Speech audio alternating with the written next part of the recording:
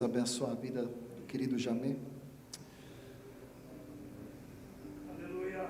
Estendemos nossas mãos, Senhor, e somos tão agradecidos por esse banquete que Tu tem nos abençoado, Senhor. Como sempre, Tu preparas uma mesa, Senhor, e é um privilégio, Senhor, desfrutarmos desse Teu alimento celestial, Senhor. E nós abençoamos a vida do Jamê, abençoamos as nossas próprias vidas para termos ouvidos para ouvir e coração para acolher e praticar. E um renovo, um fortalecimento sobrenatural sobre a vida do Jamê, Senhor. Em nome do Senhor Jesus, e se transbordar da Tua abundante graça, através da vida do Teu servo, Senhor. Em nome do Senhor Jesus. Amém.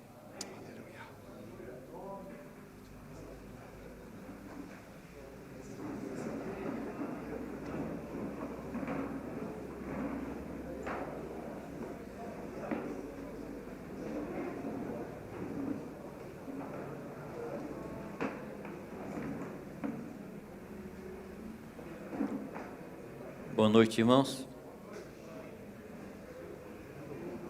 Graças a Deus.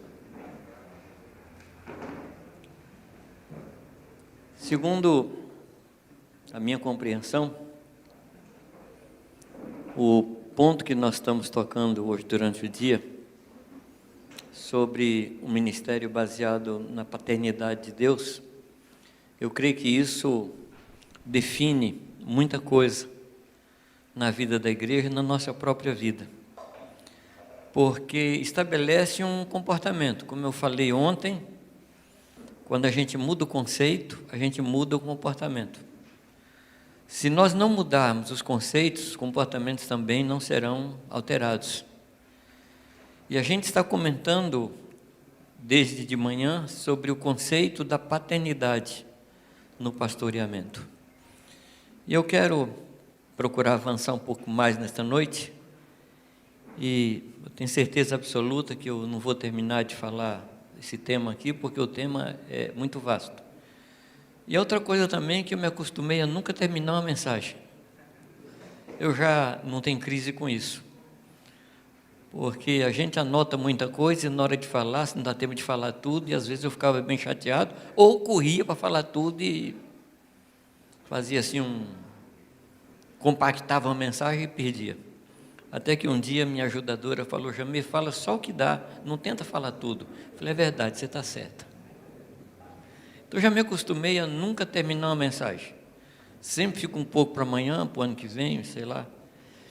Mas eu quero tentar fechar esse ponto sobre a paternidade de Deus. E eu teria aqui talvez uns 20 textos que falam sobre Deus como Pai.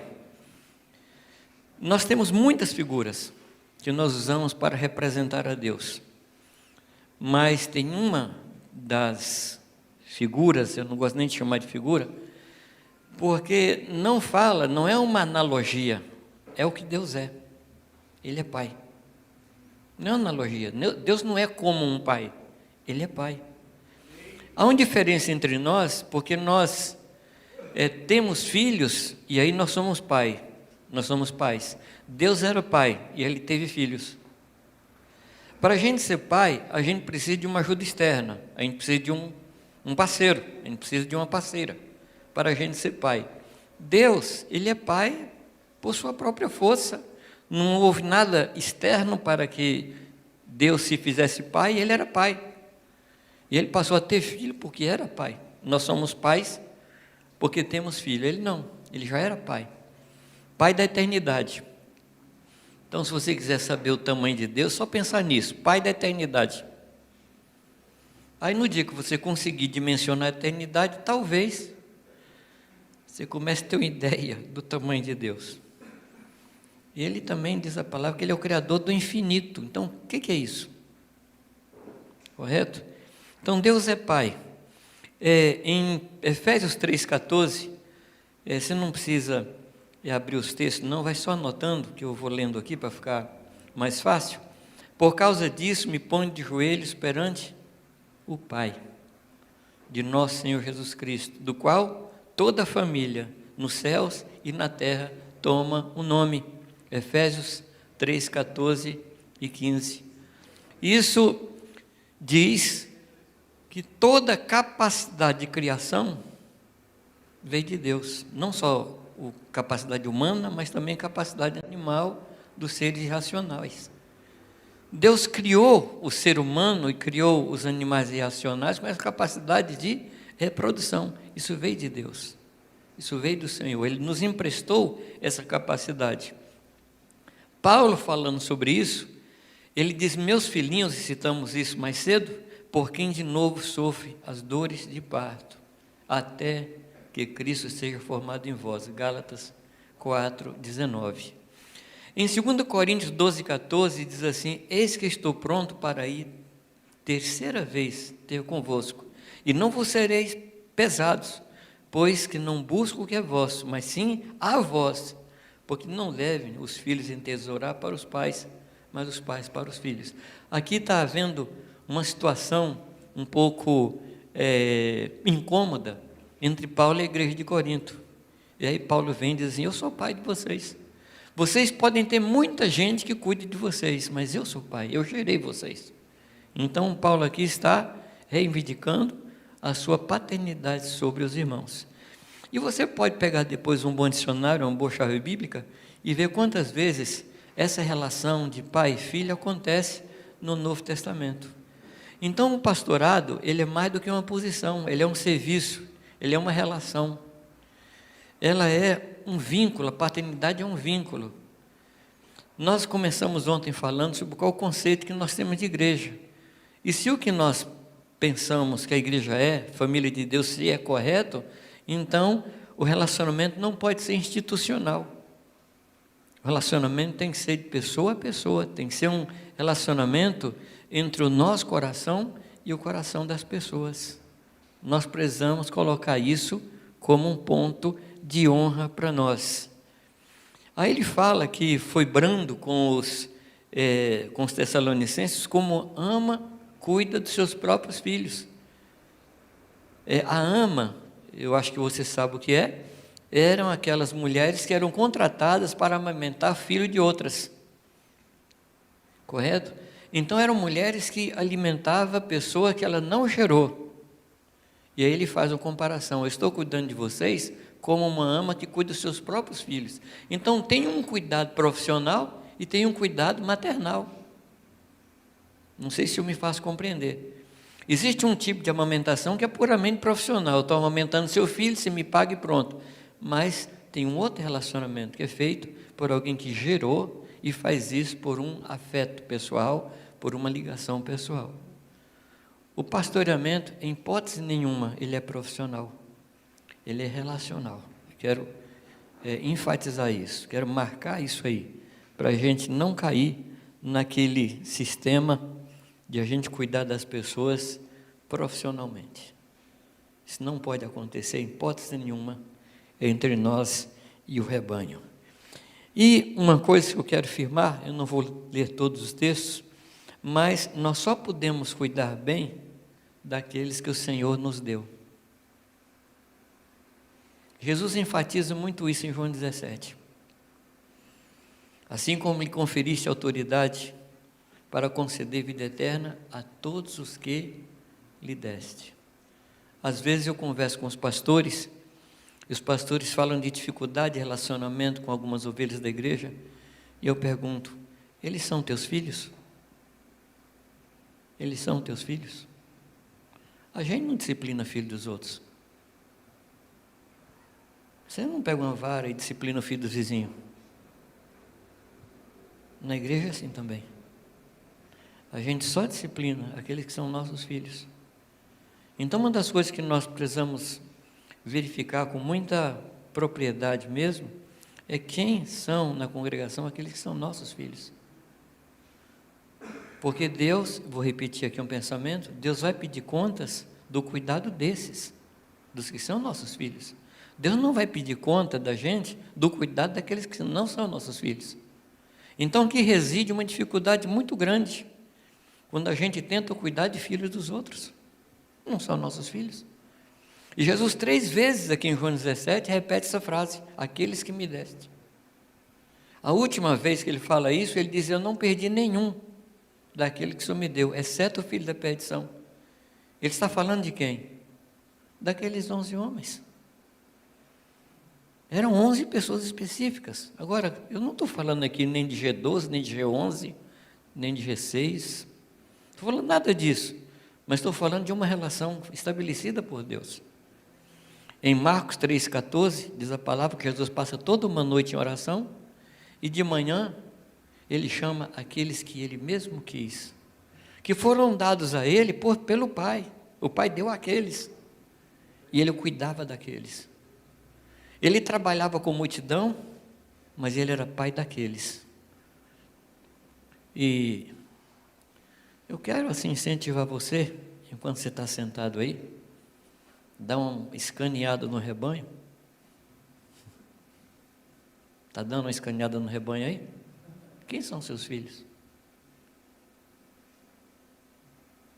Aí você vai descobrir quem são os filhos, quem são os netos. E aí você vai ajudar o seu filho a cuidar do seu neto, não você cuidar do seu neto. Tem avô que cria neto, não dá certo. Não dá certo. Você já viu dar certo quando avô cria neto? Não dá certo não, essa coisa não é natural. Então eu espero que você chegue aí a uma conclusão: quem são seus netos no rebanho? E quem são seus filhos? E aí você vai poder orar por aqueles que o Senhor deu e por aqueles que aqueles que o Senhor lhe deu vão cuidar. Amém, amados? Todo avivamento na história da igreja se perdeu na terceira geração. Você pode estudar a história dos avivamentos, porque nós não fomos geracionais. Nós vamos falar um pouco mais disso em outro momento. Mas nós precisamos, para trabalhar por gerações, nós temos que conhecer quem é a outra geração depois de nós e colocar o nosso coração. Provérbios 27 diz o quê? Conhece o estado do teu rebanho. Conhece o estado, saiba quem são seus filhos e cuida desses. Põe sobre eles o teu coração. E quando você descobre quem são seus filhos, você vai dar para eles o melhor do seu coração e o melhor do seu tempo. É por isso que Jesus olha para as multidões e diz: esse povo não tem pastor. Não fazia parte dos 11, ou dos 12, vamos colocar 12 até agora, né? Não fazia parte daqueles. Então ele era carinhoso com aqueles, ele não os desprezava, mas ele se dava a esses. Um problema nosso é que a gente quer abarcar, a gente quer cuidar de mais do que nós conseguimos. E não dá certo, amados. A gente vai se perder. Há muitos anos atrás, o Thomas Wilkins, que eu acho que alguns aqui conhecem, um homem de Deus, ele ensinando para nós sobre esse ponto, ele diz que tem coisas que você deve segurar aqui. E tem coisas que você vai fazendo assim. Essas aqui você não vai perder. Essa aqui você pode perder. Então a pergunta é: quem são os filhos que Deus lhe deu? Espero que terminando aqui você tenha uma listinha na sua cabeça aí e deixe essa listinha descer para o coração. Quando nós recebemos o Espírito de adoção, a primeira consequência é que nós também sentimos o desejo de adotar.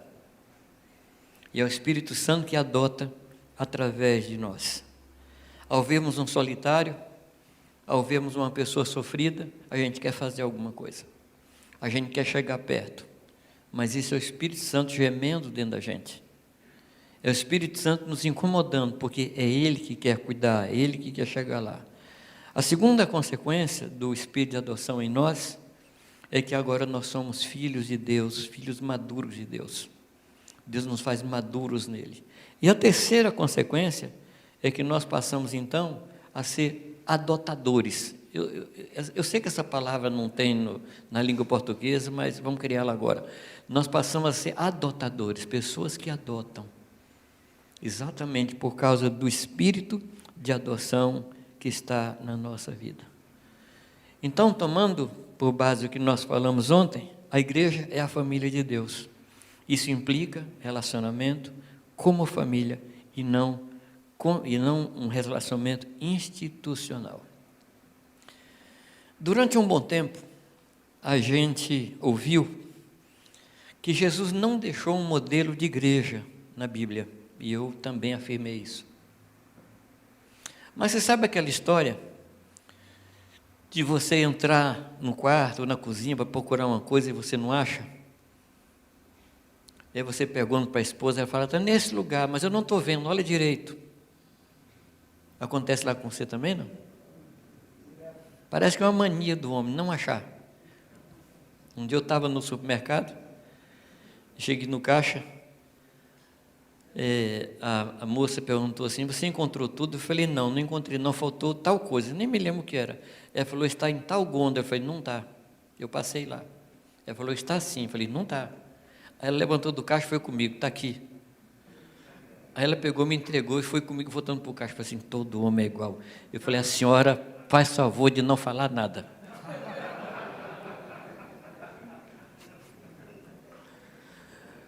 Eu acho que a gente tem procurado um modelo de igreja onde nós não vamos achar mesmo.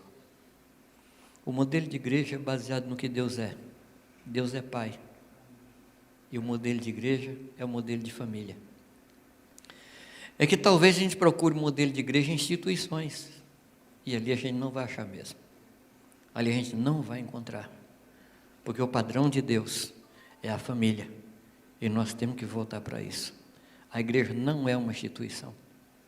A igreja é a família de Deus. Nós somos concidadãos dos santos. Somos da mesma cidade dos santos. Amém, amados? E nessa família, existem irmãos mais velhos, existem irmãos mais novos, e os mais velhos cuidam dos mais novos, e assim a gente vive como família. Nós precisamos voltar para isso. Se pensarmos então em modelos religiosos, realmente a gente não vai encontrar. Não vai encontrar. Toda a Escritura, ela trabalha com essa figura, com essa ideia de família. Lá a partir de Gênesis. E depois em toda a Escritura, Deus vai falando sobre isso. Quando Deus chama um casal para refazer a terra, para recriar a terra, Deus chama a Noé e a sua casa. Quando Deus quer criar uma nação, Deus chama Abraão e a sua casa. Quando Deus quer restaurar os muros de Jerusalém, e eu quero assim incentivar você a estudar o livro de Neemias, Neemias toma por famílias e coloca cada família defronte de uma parte do muro, e diz o texto que cada família construía diante da sua porta. O muro foi restaurado por famílias. E na hora da guerra, ele diz assim, peleja por sua casa, peleja por sua família, luta por sua casa. Então a restauração dos muros de Jerusalém não fala só de muros, fala da restauração de uma nação a partir de famílias. E durante muito tempo, aqueles 3 homens, Gesem, Sambalá e Tobias, tentaram destruir e impedir que o sacrifício fosse restaurado. E como é que ele consegue? Lá pelo capítulo 12, Eliasibe, ele se alia com Tobias, que era o inimigo do povo de Deus, e coloca a casa do filho dele dentro da casa do tesouro, e isso acaba com a vida dos levitas. Ou seja, ele não conseguiu de uma maneira direta, ele conseguiu por vias transversas, através da família. E hoje nós estamos assistindo a uma destruição da família. Por quê, amados? Porque Satanás sabe que a obra-prima de Deus é a família. O inimigo sabe. Então hoje nós temos pais fracos. Sim ou não? Temos pais fracos. Eu não estou dizendo aqui que o homem tem que ser macho. Macho é uma questão sexual. Mas ser homem é mais do que uma questão sexual. É ter hombridade, é ter sabedoria, é ser honrado, é saber conhecer o padrão do Senhor e aplicar isso na sua casa. Isso é ser homem, é diferente de ser macho. Nós podemos ser machos e não ser homens. E quando Davi aconselha Salomão, Ele diz assim: tenha coragem e seja homem. Parece que está falando para os nossos dias. E nós precisamos restaurar isso, amado, esse conceito de família, na igreja e na nossa casa. Precisamos restaurar. A igreja é a família de Deus. E os irmãos que são postos como diáconos ou presbíteros precisam refletir isso, precisam manifestar isso, a paternidade do Senhor. Amém, amados? Nós precisamos refletir isso, pois, repito, nós não estamos falando de uma instituição qualquer, estamos falando da família de Deus. Então nós precisamos voltar a trabalhar com a questão da paternidade. Agora, existe paternidade, existe paternalismo. Tudo que termina com ismo, você tem que tomar cuidado. Terminou com ismo, toma cuidado. Individualismo. Individualidade é o que nós somos. Individualismo é usar a individualidade ao nosso favor. Então, terminou com ismo, vai com calma. Paternidade e paternalismo. Deixa eu lhe mostrar algumas coisas que eu encontrei. A paternidade inclui morte a cada dia. Você morre todo dia por causa de seus filhos. Você se nega, você se entrega, você trabalha para eles, você não faz sua própria vontade para que seus filhos estejam bem. É assim ou não? Ser pai é morrer todo dia. É você se entregar em benefício deles. Na paternidade, o pai entesoura para os filhos. No paternalismo, os filhos enriquecem aos pais. Na paternidade, o pai se alegra na realização dos filhos. No paternalismo, a glória é dos pais. Na paternidade, o pai prepara o filho para caminhar livre. No paternalismo, o pai prende e não libera. Não confia nem no que ele ensinou, nem confia na pessoa do filho. Na paternidade, o pai desaparece para que os filhos sejam notados. No paternalismo, o pai precisa ser honrado. Na paternidade, o pai quer que seus filhos sejam bem-sucedidos. No paternalismo, a motivação é a segurança na velhice, é que os pais tenham uma boa aposentadoria, porque tem bastante filhos. Então é assim uma expectativa de que ele tenha uma vida boa no futuro. Na paternidade, o pai dá. No paternalismo, o pai espera receber. Na paternidade, o pai perde para o filho ganhar. No paternalismo, é uma competição constante. Uma competição total o tempo todo. Na paternidade, o pai ensina tudo a seus filhos.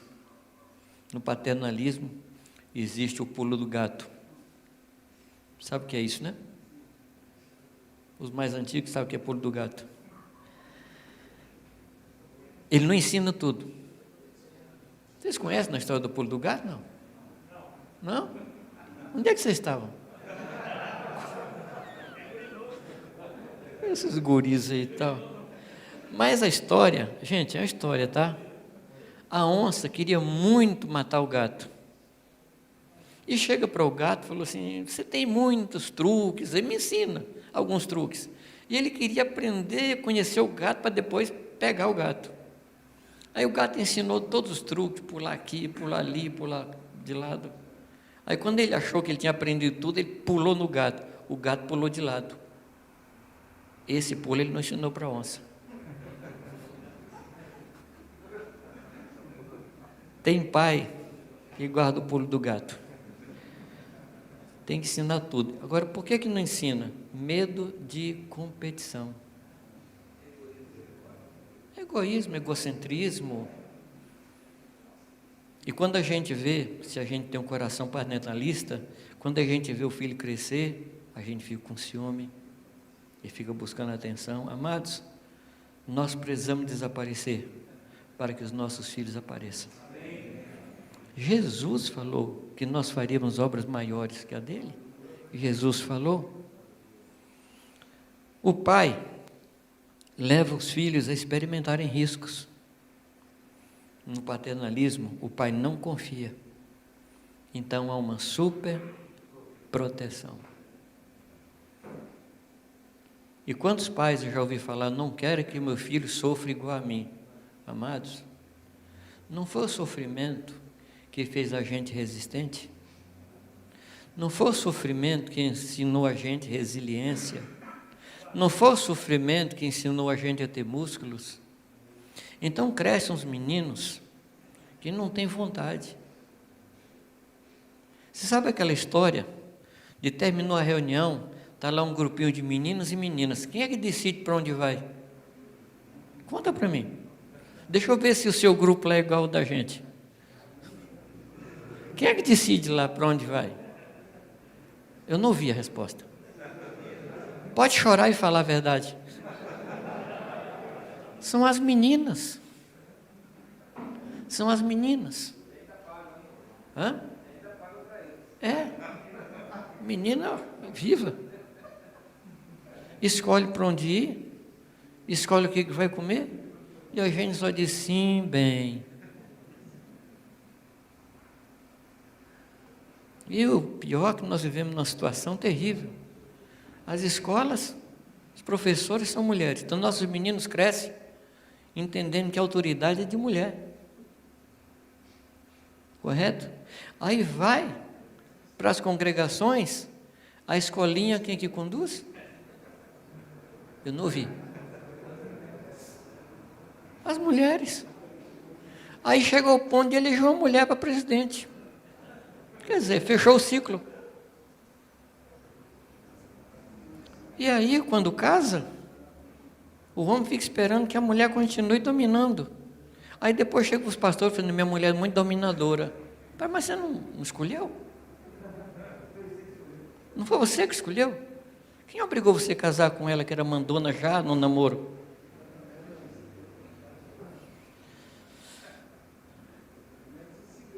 Tem um irmão que está em Brasília, nosso irmão Horácio, que ele resolveu mudar isso na congregação. Lá quem cuida das crianças pequenas são os homens. São os homens. Porque menino indisciplinado, precisa deles é pai, precisa perto deles são pai. Nem meninas não, meninas não sabem ainda, não tem filho. Então são pais. E está havendo uma transformação muito grande lá. Os pais estão lendo a palavra junto, meditando junto, descobrindo a palavra de Deus junto para ensinar para os meninos, para as crianças. São pequenas coisas, mas vão mudando a vida da gente. Na paternidade, como eu disse, o pai dá. No paternalismo, o pai recebe.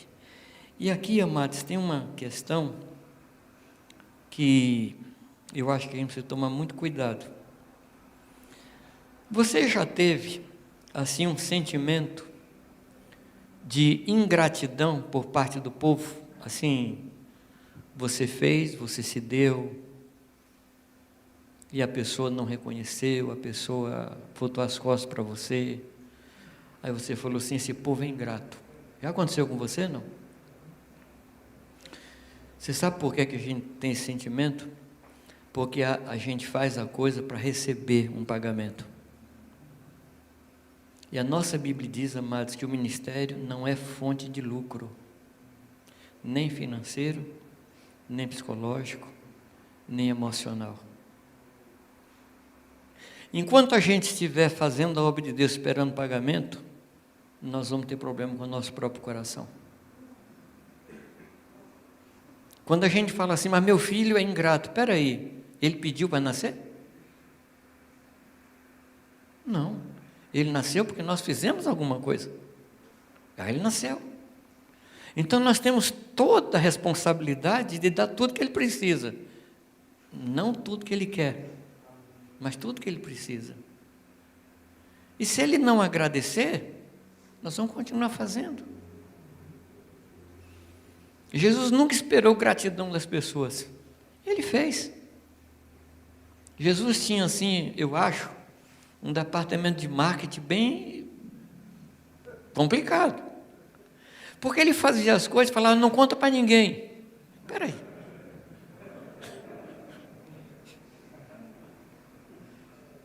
Ele ressuscitou um rapaz ali em Naim.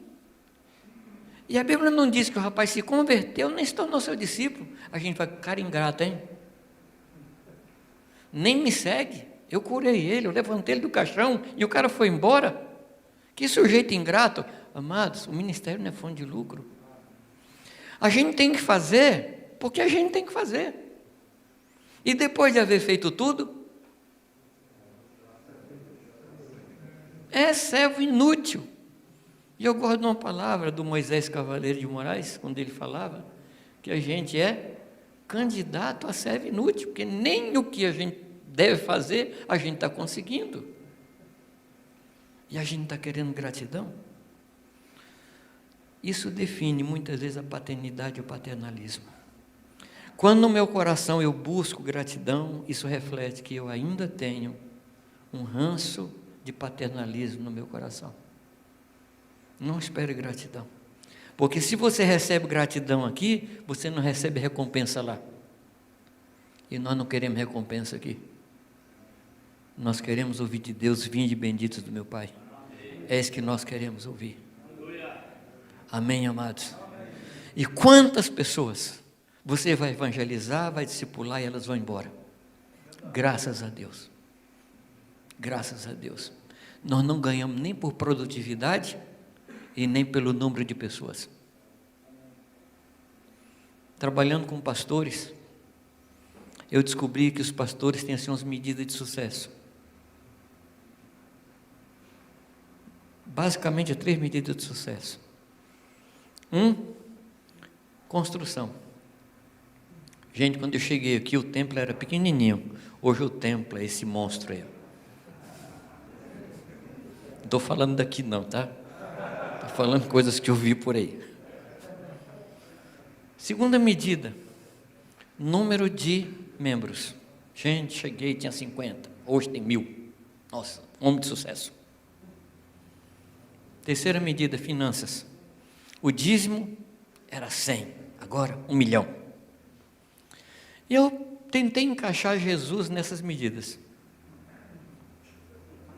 Em relação ao templo, quantos ele construiu? E o que tinha, ele falou de derrubar. Foi ou não? É verdade que ele estava falando dele. Destrói esse templo, em 3 dias eu vou levantar. Que era ele. Número de discípulos. Quantos discípulos Jesus tinha?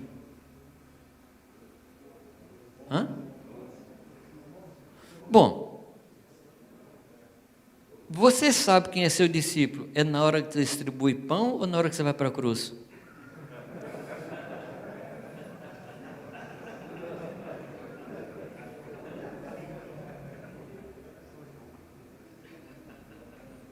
Aí tem que dar uma repensada, né? Aí tem dia que você fala assim, todos me abandonaram, fiquei só em Roma no dia da minha defesa. Paulo tinha 20 pessoas que andavam com ele de 18 cidades diferentes. 8 foram embora e em Roma não ficou nenhum. Quantos estavam com Jesus na hora da cruz? Tinha um e a mãe. Mãe não conta, né? Porque mãe está com a gente, não importa o tipo de sermão. O meu filho é...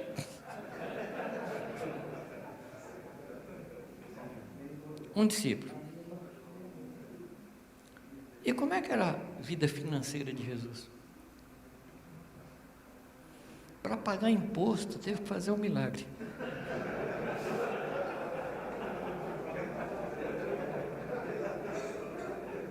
Lembra não? Vivia com as ofertas das mulheres ricas. E para completar o quadro, o tesoureiro era ladrão.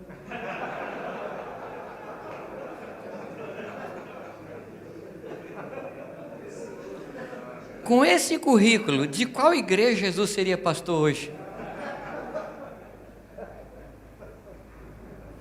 Você percebe que as nossas medidas não encaixam no reino de Deus? Você percebe que essas medidas de sucesso não servem para nós? Que o Senhor nos ajude, amados. Que o Senhor nos ajude a que não formemos somente bons pregadores, que nós formemos pais, homens que gerem, homens que cuidem, homens que formam. Há uma lei na Escritura, que está lá em Gênesis: cada semente gera segundo a sua espécie. Então, se a gente é um pastor, Deus espera que a gente forme outros pastores. Se a gente é um evangelista, Deus espera que a gente gere outros evangelistas, e assim por diante. E quando isso começa? Quando a gente entra no ministério, a gente já tem que começar a formar outro igual a gente. Não esperar muito, não esperar passar o tempo, mas desde que você entrou no ministério, já comece a formar outro. Um dos grandes problemas que nós temos é a falta de continuidade. A minha oração, Moacir, é que quando Deus me promover, eu quero que outro continue o que eu estou fazendo. E aí, pensando numa construção, sabe quando você termina o primeiro piso e você deixa os ferros prontos para chegar e continuar? Eu quero deixar os ferros prontos para outros continuar. Eu não quero que alguém precise derrubar o que eu fiz para começar de novo. Eu espero deixar as coisas prontas. Davi não construiu o templo, mas ele juntou todo o material. Ele juntou todo o material. E o seu filho só fez juntar a coisa. E um texto maravilhoso é quando o templo é inaugurado e Salomão sobe naquele altar de bronze que ele fez. Vocês se lembram? Ele oferece milhares de animais para o sacrifício e ele não fica satisfeito. Então ele faz um altar de bronze e sobe em cima do altar de bronze. Ele estava se arriscando a ser queimado, porque o sinal que Deus tinha aceito o sacrifício era quando o fogo vinha do céu. Ele sobe naquele altar e se oferece ao Senhor e faz a oração de Davi. Aquela oração era uma oração de Davi. Davi preparou Salomão para ser um adorador. Davi preparou Salomão para ser um homem que amava e honrava ao Senhor. Nós precisamos disso, amados, formar homens que sejam melhores que nós, homens que vão mais do que nós fomos, homens que alcancem mais do que nós alcançamos. Não podemos ter medo de competição. Nós não vamos competir com os nossos filhos, ao contrário, nós vamos empurrar os nossos filhos para frente. Amém, amados? Que Deus nos dê filhos, que Deus nos dê esse coração de paternidade. A paternidade, amados, é sinônimo de perda, de desgaste e de renúncia. Paternidade é sinônimo de perda, de desgaste e de renúncia. Quem está pensando em ser pai sem perder, não entendeu ainda o caminho da paternidade. E nós precisamos gerar filhos e filhas para o Senhor. A paternidade não tem futuro, senão através dos filhos. Amém? E que os nossos filhos sejam prósperos, para que tenham muitos outros filhos. 1 Reis, capítulo 1, versículo 47, é aquele que eu citei ontem à noite, eu acho que foi ontem. 1 Reis 1, 47, quando os servos vêm abençoar Davi, já no final da sua vida, ele diz assim: e também os servos do rei vieram abençoar o nosso Senhor, o rei Davi, dizendo: faça teu Deus que o nome de Salomão seja melhor do que o teu nome. Faça com que o seu trono seja maior do que o teu reino. E o rei se inclinou no seu leito. Foi a última palavra que ele recebeu. Uma bênção para os filhos. Que os nossos filhos possam ser abençoados. Amém. Paternidade, amados, fala de adoção. Como eu comentei de manhã, nós não podemos sequer evangelizar sem que nós tenhamos adotado antes. Mas eu quero esclarecer uma coisa aos irmãos, que primeiro a gente adota, depois a gente é adotado. Às vezes eu encontro pastor que diz assim: eu trato como filho, mas ele não me trata como pai. Amados, é um processo. A gente lê o último versículo lá de Malaquias, que diz que o coração dos pais vai se converter aos filhos, o filho vai converter ao pai. A gente pensa que é automático, põe o cartão, está pronto. Não é bem assim. Não é bem assim. A primeira imagem, se a gente fosse pedir a um bebê recém-nascido que desenhasse a mãe, certamente ele desenharia uma roda com ponto preto no meio. Você não entendeu, né? Tudo bem. Aí ele vai descobrindo que a mãe é mais do que aquilo, que a mãe é maior do que aquele do seio, maior do que o seu próprio seio. Aí ele vai descobrindo que tem uma outra figura na casa, que tem outro cheiro, tem outra voz. Aí ele descobre que ele tem pai. É um processo. O pai já sabe que é pai desde o momento da fecundação, mas o filho descobre que tem um pai. A paternidade é a mesma coisa. Às vezes você vai adotar uma pessoa e ela não lhe reconhece como pai, e você tem que continuar sendo pai até daqueles que não lhe reconhecem. Aleluia. Aí entra aquela questão desse filho é ingrato, não reconhece, eu faço tudo por ele, ele não me valoriza. Se a gente quiser ser valorizado, a gente deve procurar outra coisa para fazer. Porque no ministério não é. Não é no ministério. Aí de novo o ministério se torna fonte de lucro. Eu tive uma experiência nesse sentido que pautou minha vida nessa área. Havia um rapaz na nossa congregação que ele tinha muito problema com o seu pai e problema com o pastor. Era um rapaz assim muito correto, muito atuante na vida da igreja, mas ele tinha uma ferida contra pastor e contra o pai. E o pai dele era pastor. E onde é que surgiu isso? Num dia que uma vizinha veio dizer para o pai que o filho tinha feito alguma coisa sem que o filho tivesse feito.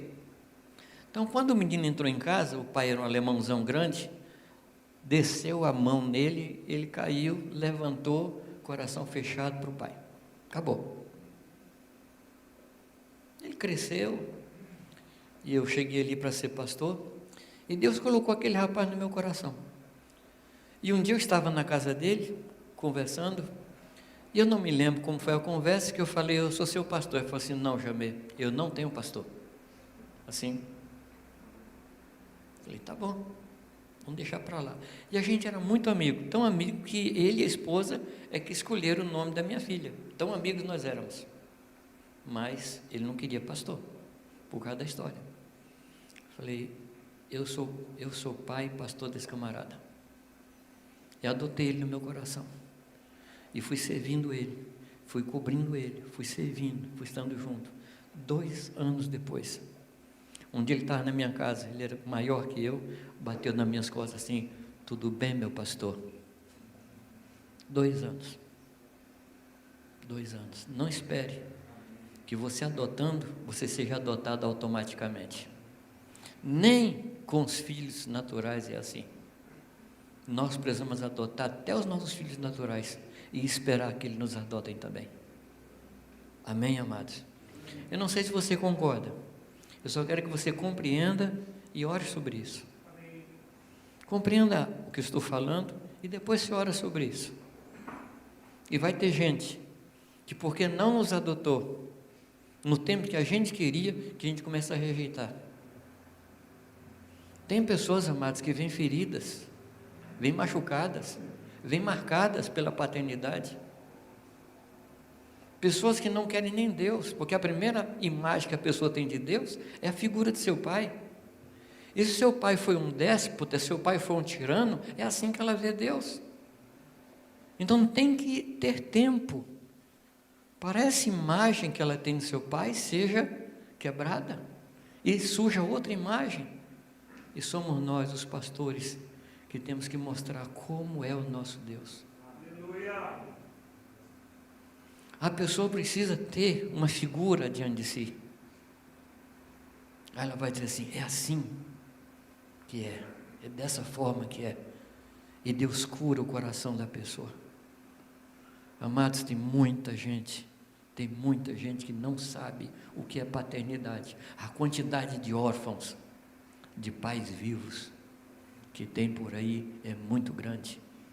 Mas na igreja, eles precisam encontrar sua família, eles precisam experimentar paternidade, porque o Senhor fala que Ele faria com que o solitário habitasse em família.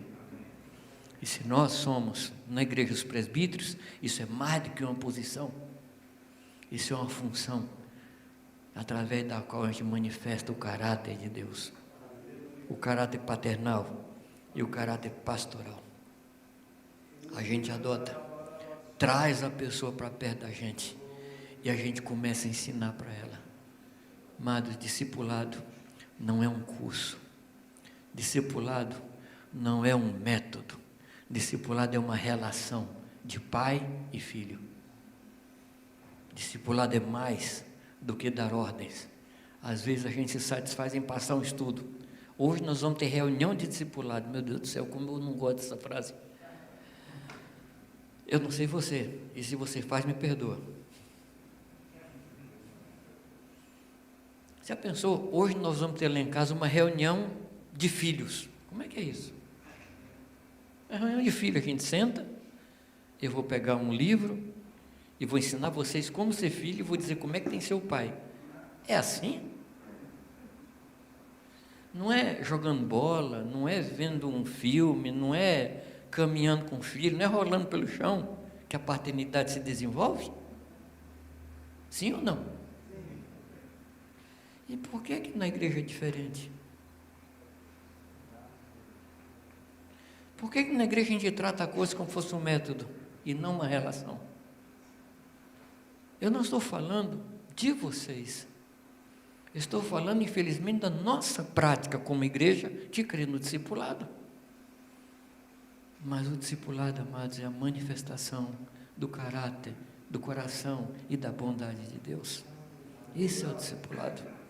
A gente precisa resgatar isso, amados. A gente precisa resgatar. Que Deus nos ajude a resgatar essa verdade. Amém, amados? Eu rogo a Deus que a gente volte ao lugar de onde a gente caiu. Nós precisamos de uma igreja que reflita aquilo que Deus é. Agora, a gente não deve usar apostila? Eu tenho várias aqui comigo.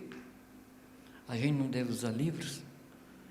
Eu digo, amados, que as apostilas são como o corrimão de uma ponte. Ninguém nunca atravessou um rio pelo corrimão. Me entendeu, não? Tem 2 corrimão lá. Para que serve o corrimão? Para mostrar para você onde é que você está. Agora, você pode atravessar numa ponte, com cuidado, claro, sem o corrimão. Mas você não pode atravessar um lugar só com o corrimão, sem a ponte. O que é o corrimão? São as apostilas. São os materiais escritos, que dizem onde nós estamos, o que é que nós queremos alcançar, nos guia no material a ser ensinado, mas o discipulado, amados, é a ponte, é a relação. É a relação, não é o corrimão. Não transforme, nós não podemos transformar o discipulado num método onde a gente passa material, passa estudo. Eu posso falar com muita tranquilidade, porque eu tenho muita apostila. Posso falar assim com muita paz, mas não é isso aí. Discipulado não é ministério apostílico.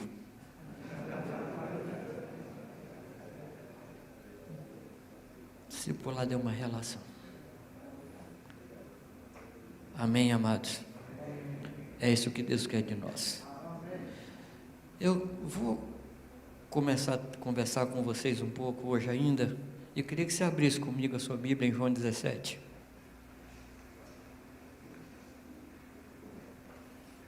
Quero tomar só mais um pouco de tempo de vocês.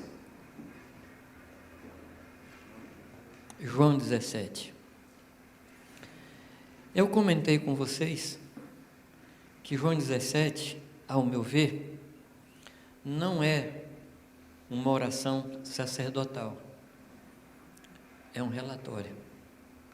Como eu comentei, todos os verbos principais estão no tempo passado. Eu fiz, eu manifestei, eu glorifiquei, tudo no tempo passado. Isso me mostra uma coisa, que eu preciso aprender a dar relatórios. Eu preciso aprender a dar relatórios. Eu preciso ter pessoas diante das quais eu chego e diz assim: estou fazendo isso, está certo ou está errado?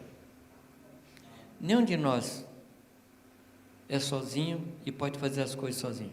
Nenhum de nós. Nenhum de nós é suficiente.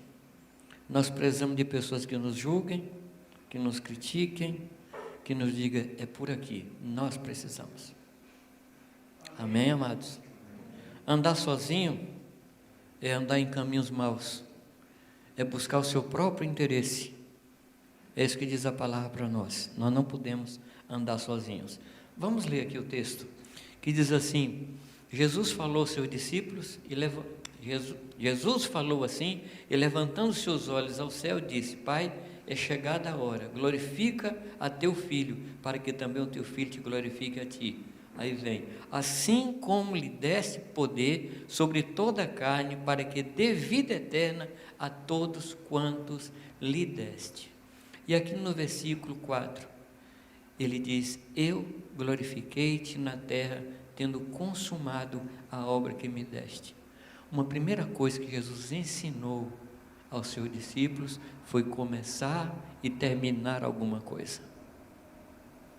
Se tem algo que glorifica ao Senhor, é quando a gente começa e termina. Eu ouvi uma pessoa dizendo que nós temos muita capacidade de iniciativa e temos pouca acabativa. Começamos muitas coisas e terminamos poucas. Meu conselho é que você planeje uma ou duas coisas só e termine. Isso é ensino para quem está conosco. Isso é ensino. Jesus está dizendo que ele fez isso diante dos discípulos. E se você analisar os milagres, você vai perceber que a maior parte dos milagres de Jesus tinha um fundo didático. Quando ele chega diante do túmulo de Lázaro, ele faz uma oração. Vocês lembram da oração que ele faz? Senhor, graças te dou porque o Senhor me ouve. Aliás, eu gosto desse aliás de Jesus. Nossa, como eu gosto. Aliás, o Senhor sempre me ouve, mas eu falo isso por causa deles. Os milagres tinham o objetivo de ensinar ao discípulo. Tudo que ele fazia tinha razão de ser por causa daqueles. Então Jesus está mostrando para nós aqui é o que ele fazia em relação aos discípulos. Eu te glorifiquei tendo consumado a obra que me deste a fazer. Eu fiz o que o Senhor me mandou fazer. Amados, como é que nós vamos poder ensinar os nossos discípulos, começar e terminar, se nós não somos assim? Às vezes nós temos assim uma capacidade de criar, de planejar, fantástica. E os nossos discípulos no começo ficam assim entusiasmados conosco. Mas daqui a pouco ele percebe uma coisa que não terminou aqui, uma coisa que não terminou ali, uma coisa que não terminou. Aí ele pode achar que esse é o padrão. Ele pode achar que isso aí é o normal. Mas isso não é normal. Ele diz também, amados, no versículo 6, ele diz: manifestei teu nome aos homens que do mundo me deste. Eram teus, o Senhor me deu. Ele está falando daquele grupo de homens, e ele fala que manifestou. A palavra manifestar aqui fala de revelar. Eu revelei o teu nome. Nome na Escritura está relacionado ao caráter da pessoa, aquilo que ela é. E Jesus diz que revelou aos discípulos o caráter de Deus. Ele revelou aos discípulos quem era Deus. O discipulado envolve que nós demonstremos, manifestemos quem é o Senhor através da nossa vida. Amém, amados? Vamos ver mais o que esse discipulador fantástico disse? Versículo 9: porque lhes dei as palavras que tu me deste. Amados, isso aqui é fundamental. Não dê aos discípulos as palavras que Deus não tem dado a você. Repito, não dê aos seus discípulos palavras que o Senhor não lhe deu. Desculpa, está no versículo 8.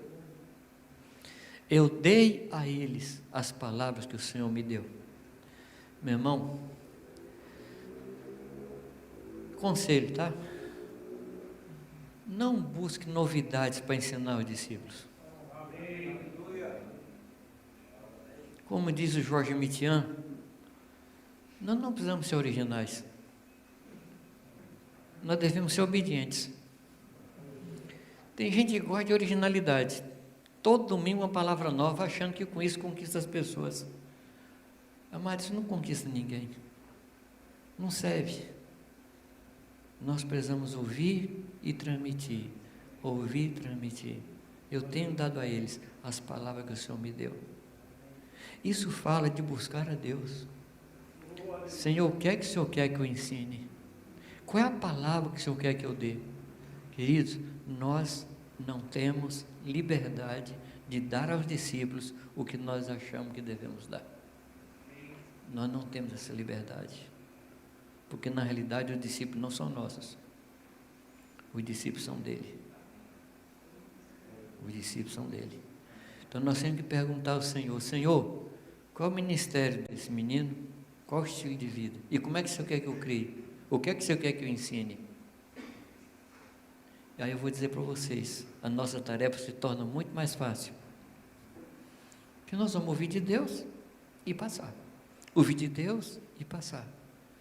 Isso implica mais tempo diante de Deus. Isso implica levar mais tempo para preparar aquilo que os discípulos devem comer. Versículo 9. Eu rogo por eles. De novo a palavra rogar. Não rogo pelo mundo.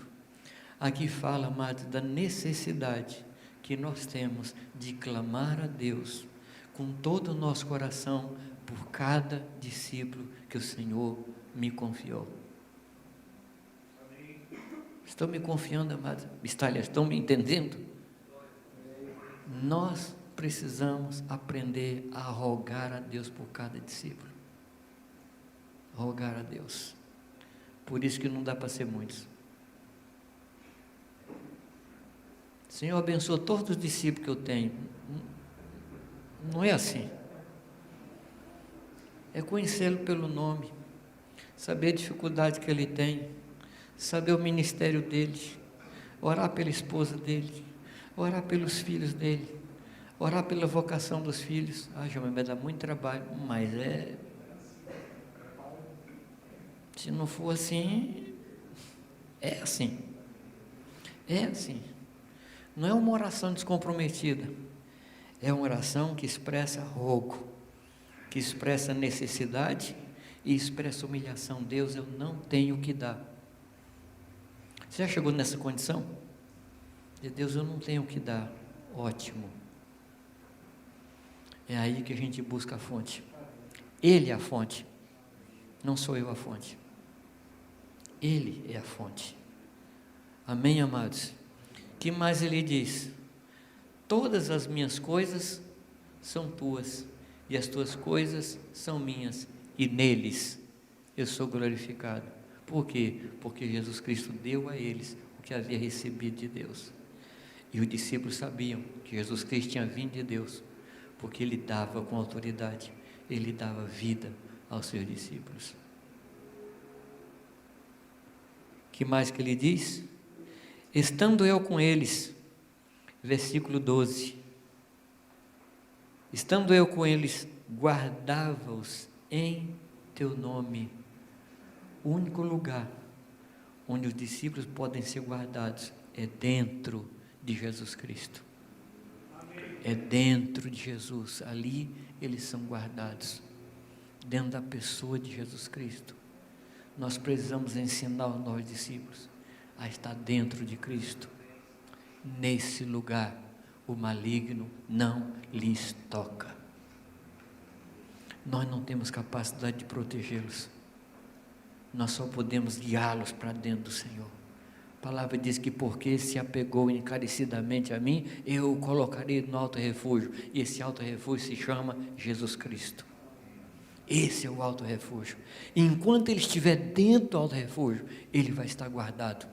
Esse é o nosso trabalho, como os cães dos pastores, ou cães do pastor, guardar os nossos discípulos em Cristo, dentro dele.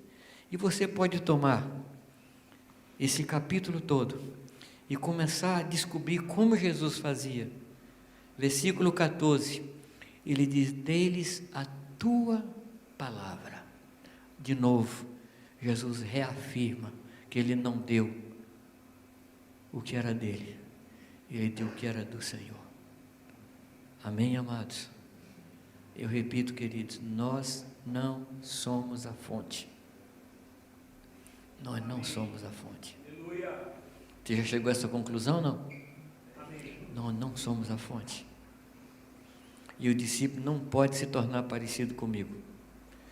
Se o discípulo se tornar parecido comigo, o estado dele é 7 vezes pior do que o primeiro.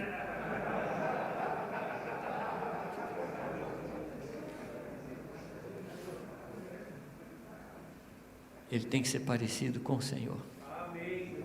É com o Senhor, não comigo. Versículo 15: não peço que os tire do mundo, mas que o livre do mal. Não são do mundo, como eu também não sou. Você percebe que Jesus se coloca como padrão, que ele se coloca como uma medida, que ele se coloca como uma forma de ser? Eu não sou. E ele diz aqui: por amor deles, eu me santifico. Estava conversando, acho que foi com o Márcio hoje, e a gente conversava sobre não existe pecado particular. Todo pecado influencia as pessoas que estão à minha volta. Somos seres espirituais. Nossos pecados são espirituais. E eles de alguma forma vão afetar as pessoas que eu alimento. Por que as mães que estão amamentando não podem comer qualquer coisa? Porque afeta o leite. Também nós, amados, não podemos comer qualquer coisa. Não podemos beber qualquer coisa, porque isso vai influenciar no nosso ensino, vai influenciar naquilo que nós transmitimos aos discípulos. Amém. Nós devemos ter essa mesma atitude. Em favor deles eu me santifico. Eu vou me guardar. Eu vou procurar uma vida santa. Eu vou procurar uma vida reta. Por causa deles. Por causa deles. Jesus diz assim: as minhas palavras são espírito e vida. Você percebe que tem 3 coisas que nós transmitimos? As minhas palavras são espírito e vida. Palavras é a verbalização da ideia. Eu pensei, falei, verbalizei o que eu estava pensando. Mas tem espírito e vida, que é aquilo que nós somos, nós transmitimos, e aquilo que Deus é em nós, nós transmitimos. Então, é extremamente sério o nosso papel discipulador, porque nós transmitimos o que nós somos. Nós transmitimos daquilo que Deus tem posto em nós. É muito sério isso, porque Deus falou que ia tirar do espírito que estava sobre Moisés, e o texto diz o espírito de Moisés, e colocar sobre eles. Nós transmitimos o que nós somos. E transmitimos muitas vezes assim de forma inconsciente.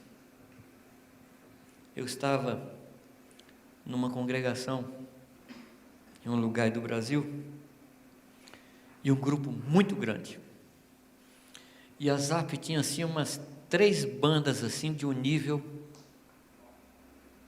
lá em cima, e aquele povo tocava com ânimo, e o povo pulava, ia para cá, e para lá, aquele negócio assim, mas eu sentia, eu sou mineiro, muito observador, e eu sentia que o povo cantava músicas alegres com o coração triste. Não sei se você já viu isso, Azaf. Músicas alegres, com o coração triste.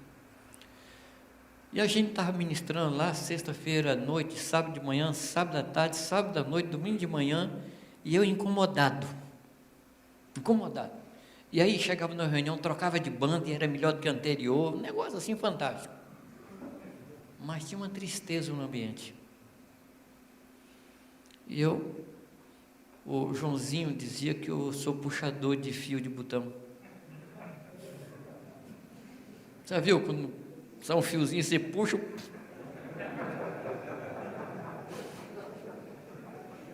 E eu puxei o fio. Eu cheguei para o pastor e falei: irmão, tem alguma coisa aqui, está incomodando meu espírito, tem algo aqui. Aí me chamou no gabinete e falou: Jamê, o que acontece, eram 3 ou 4 pastores, o que acontece é que nenhum de nós suporta o outro, a gente não aguenta mais um ao outro, mas diante do povo, eram cavalheiros, lindos, mas transmitiam doença para o povo, transmitia doença. E eu falei: e vocês convidam a gente para fazer cesta? Vocês convidam a gente para falar de missões? Vocês têm mais que consertar a vida.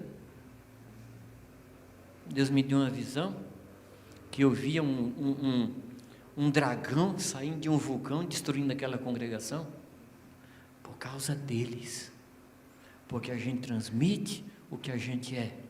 Zacarias diz assim: fere o pastor e as ovelhas se dispersam. Nós transmitimos o que nós somos. Que Deus nos ajude, amados, que a gente possa dizer em favor deles: eu me santifico, que a gente possa buscar a Deus e não permitir que nenhum veneno fique na nossa vida, nenhuma doença fique na nossa vida, que a gente possa ser saudável diante do Senhor, um coração saudável, um coração limpo diante de Deus. O versículo 19 fala isso: assim como e por eles me santifico a mim mesmo, para que também eles sejam santificados na verdade, e a tua palavra é a verdade. Santificados na palavra.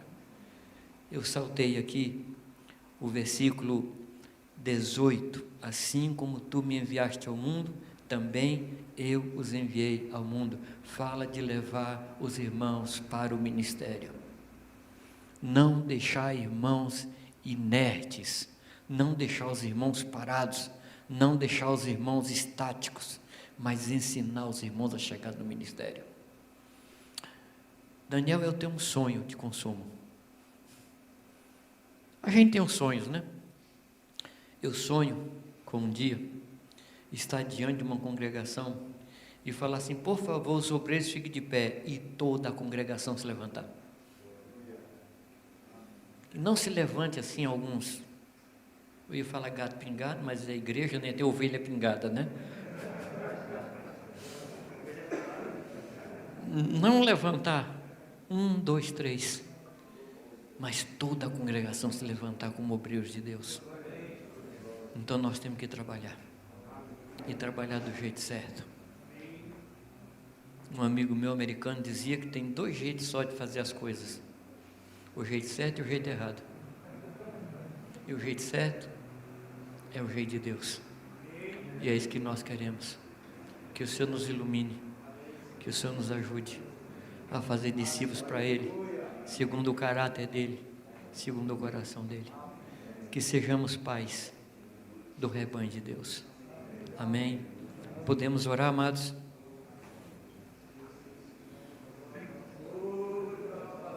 Vamos continuar a oração da manhã, quando a gente pediu que Deus nos desse um coração de pai. Vamos continuar na oração da manhã. Vamos rogar a Deus, vamos rogar ao Senhor. Tema rotea shantari kalebari de shantari maite. Ore akata mahai da lastari de shiriante alababunda.